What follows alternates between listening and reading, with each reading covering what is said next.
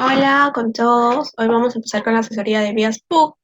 En este caso vamos a resolver el examen parcial del 2022-1, este es el examen del ciclo pasado y vamos a empezar con la pregunta 1. Esta es una pregunta teórica y en el inciso A nos pide que expliquemos el método de mínimos cuadrados, en qué consiste, de qué dependen los pesos y mencione dos ejemplos de aplicación.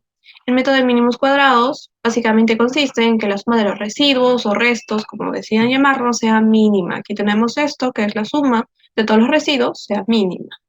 Si se utiliza diferentes métodos de medición, también se le agregan los pesos correspondientes a este método. Como ustedes conocen en su curso, hay diferentes métodos de medición, como la cinta, que es una de las más comunes. Entonces podemos tener 1 entre la varianza de esta, lo elevamos al cuadrado y este vendría a ser el peso del método de medición. Si tienes otro método, le vas cambiando esta variable de acá y lo sumas. Y aquí tenemos el peso por la variación al cuadrado, tiene que ser mínima también. Las aplicaciones se utilizan para ajustar curvas, gráficos de curvas o ajustar errores aleatorios. Ahora nos pide explicar las correcciones básicas en mediciones con cinta, cuando tienen signo positivo, cuando tienen signo negativo y a partir de qué precisiones será necesario aplicarlos. Tenemos la corrección por longitud errónea. Esto pasa cuando la de la cinta no mide lo que debería medir y es un poco más larga, un poco más pequeña. Bueno, si es un poco más corta de lo que debería ser, se le resta, y si es un poco más larga, se le suma. También tenemos la corrección por pendiente. Esto pasa cuando el terreno no es totalmente llano y esta corrección siempre es negativa. También tenemos la corrección por temperatura. Las cintas están hechas para ser efectuadas en una temperatura estándar y por lo tanto si la temperatura es mayor o menor se le tiene que realizar una corrección. Si la temperatura es mayor, entonces la corrección tiene que ser positiva y si la temperatura es menor, la corrección tiene que ser negativa. Corrección por catenaria. Este error es producido cuando la cinta no es suficientemente tensa y tiene como una curva así. ¿Sí? Y siempre es negativa. La corrección por tensión normalmente es cuando las cintas de acero tienen que estar a una tensión específica. Si aplicamos una tensión mayor, tendremos que aplicar una corrección positiva. Y si aplicamos una menor tensión, tendremos que corregir la medición restando esta. Esta no puede ser reemplazada por la corrección por catenarias. Luego tenemos esta, que nos dice, encuentra la expresión con la que se puede calcular el error de la proyección Y de un tramo de una poligonal en la que se ha medido su distancia horizontal, que tiene asociado un error ED y un azimut Z. Aquí tenemos el tramo de la poligonal D y el azimut medido desde el norte, que en este caso es nuestro eje Y. Medimos nuestro azimut y esta es la proyección Y. ¿Cómo haríamos esta? La proyección Y vendría a ser D coseno de azimut, ¿verdad? No es nada difícil.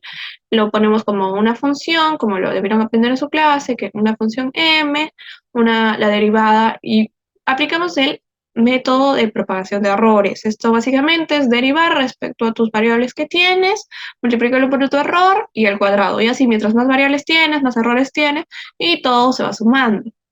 Luego, aquí tenemos el error de m. ¿Cuál sería el error de m? Derivado parcial de m respecto a d, que esa es nuestra variable d, y derivada de m respecto a alfa, que sería nuestro azimut, por un e alfa, que nos indica que es a.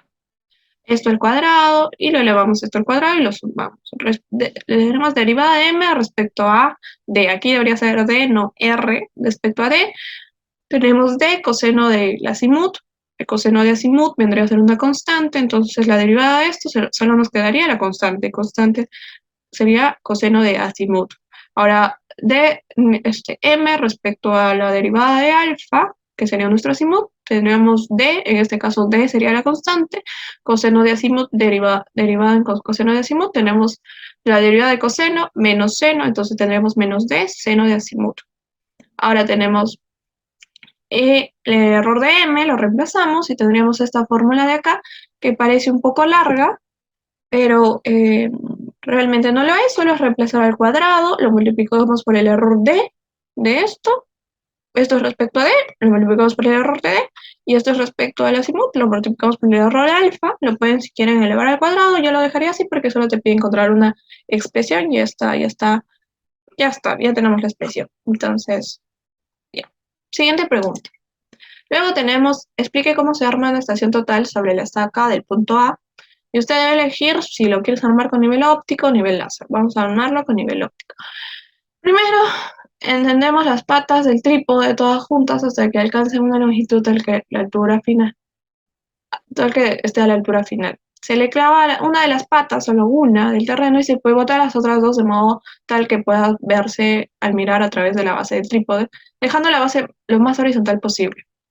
Se fija el instrumento a la base del trípode con el tornillo del montaje. Se coloca los tornillos a mitad del camino para tener mayor rango para la nivelación posterior. Usando la burbuja del instrumento, lo nivelamos con los tornillos calantes. Estos son los tornillos calantes. Y mirando a través del visor de la plomada óptica, procuramos que el retículo quede centrado en el punto, lo más cercano posible. Si el punto está desplazado con respecto al centro, si el punto apenas está desplazado del centro, aflojamos el tornillo, estos tornillos del trípode, y luego se entra el instrumento en el trípode. Y luego usa solo movimientos directos para centrar el instrumento. No lo rotas y una vez que el instrumento esté centrado, ajustas los tornillos de montaje.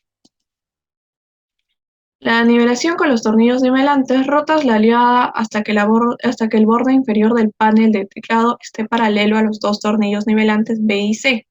Utilizas los tornillos nivelantes para mover la burbuja en el centro de nivel.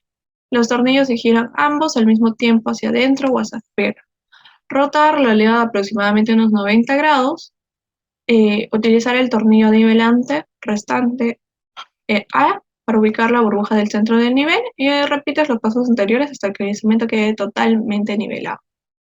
Bueno, básicamente estos pasitos un poco largos para la estación total, pero también son un poco intuitivos, que pueden ir aprendiendo de acuerdo a cómo llevan campo de topografía y se quedan un poco más con los pasos, entonces eso, espero que hayan podido entender y ahora vamos a pasar con la siguiente pregunta.